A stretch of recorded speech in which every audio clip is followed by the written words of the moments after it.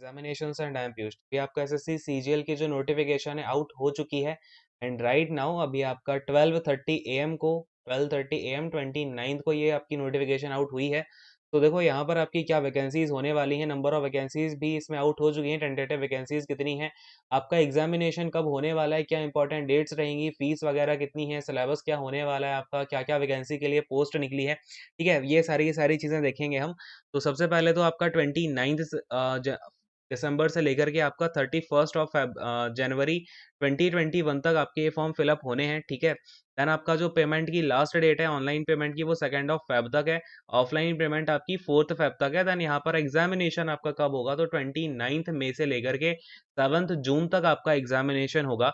Tier 2 की date आपकी बाद में नोटिफाई कर दी जाएगी अकॉर्डिंगली। ठीक है, तो यहाँ पर आप देखो भाई, अब वैकेंसीज आपकी कौन कौन सी पोस्ट के लिए नोटिफाई हैं। तो पे लेवल 8 में आपकी जो कि 47,600 में आता है, इसमें आपकी एओ की वैकेंसी और फिर जो असिस्टेंट अकाउंट्स ऑफिसर होते हैं उनकी वैकेंसी यहाँ पे नोटिफाई कर दी गई है। ठीक है, एज देख लो आपकी 38 से ज्यादा नहीं होनी चाहिए। अच्छा, डेट ऑफ रिकॉर्डिंग भी हम देखेंगे आपका कौन सी डेट में जो है वो एज ली जा रही है। ठीक है, तो एएसओ देख लो, यहाँ पे आपका एएसओ यहाँ पे सीएसएस में है, आईबी में है, मिनिस्ट्री ऑफ रेलवेज में है, एक्सटर्नल अफेयर्स में है, एएफएचक्यू में है। ठीक है, देन आपका असिस्टेंट की जो है ग्रुप बी में ही आते हैं असिस्टेंट भी।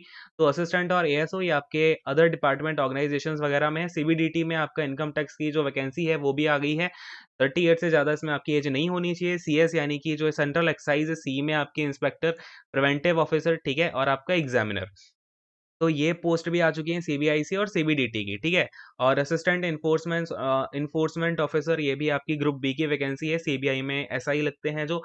फिर आपके इस तरीके से इंस्पेक्टर की जो पोस्ट है सीबीएन में, यानी कि सेंट्रल ब्यूरो ऑफ नारकोटिक्स में।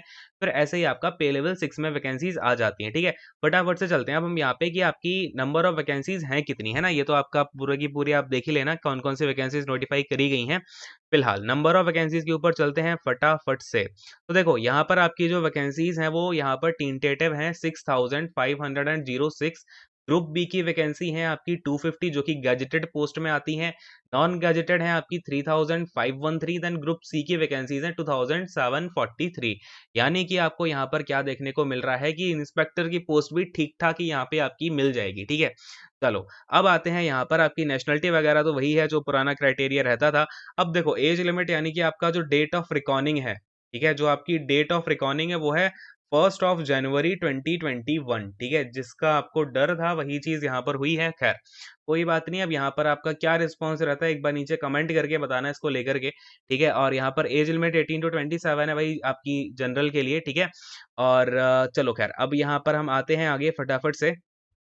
एंड यहाँ पे हम देखेंगे यहाँ पे आपका क्या इंपॉर्टेंट यहाँ पे सिलेबस वगैरह क्या है और आपके क्या कुछ चेंजेस अगर हुए हैं तो वो भी हम देख रहे होंगे, राइट। तो ये तो आपका एओ वगैरह के लिए जो एसेंशियल क्वालिफिकेशन है वो है। ठीक है, आपके पास में बैचलर्स डिग्री होनी चाहिए और फिर आपके पास में सीए वगैरह होगा तो वो डिजायरेबल होगा। लेकिन जो जेएसओ होता है उसके लिए बैचलर्स डिग्री चाहिए किसी भी सब्जेक्ट में।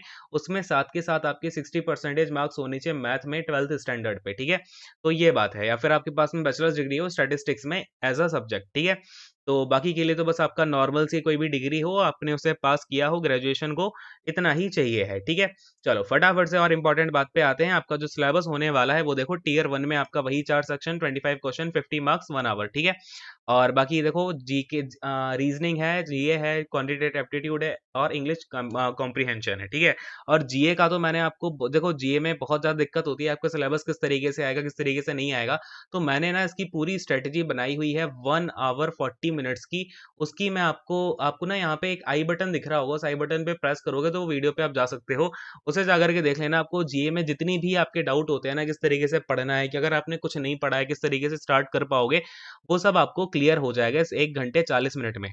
स्ट्रेटेजी क्या ही है, ये आपको एक महा स्ट्रेटेजी समझ लो इसको। ठीक है, चलो खैर ये सेक्शन है। बाकी फिर आपका पेपर 1 पेपर 2 पेपर 3 पेपर 4 होगा, ये आपका टीयर 2 के लिए है। ठीक है, क्वांट्स का होगा, इंग्लिश का होगा, statistics and general studies, finance and economics का।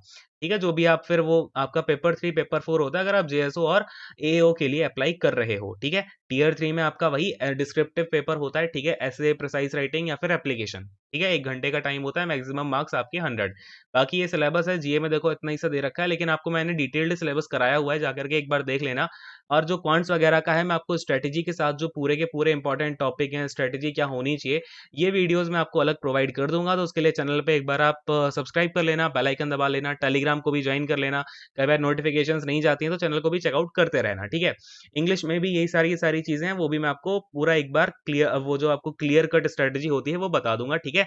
तो ये कुछ सारी की सारी चीजें हैं एंड आई होप कि आपको सारी बातें क्लियर हो गई होंगी। यहाँ पे जो फॉर्म की फीस है वो जनरल के लिए 100 रुपीज होगी, जनरल के लिए 100 है। देन आपका बाकी जो ओबीसी, एससी, एसटी एंड या फिर आपका अदर कैटेगरीज हैं उन और जो गर्ल्स हैं उनके लिए नील होगी, ठीक है, फीस।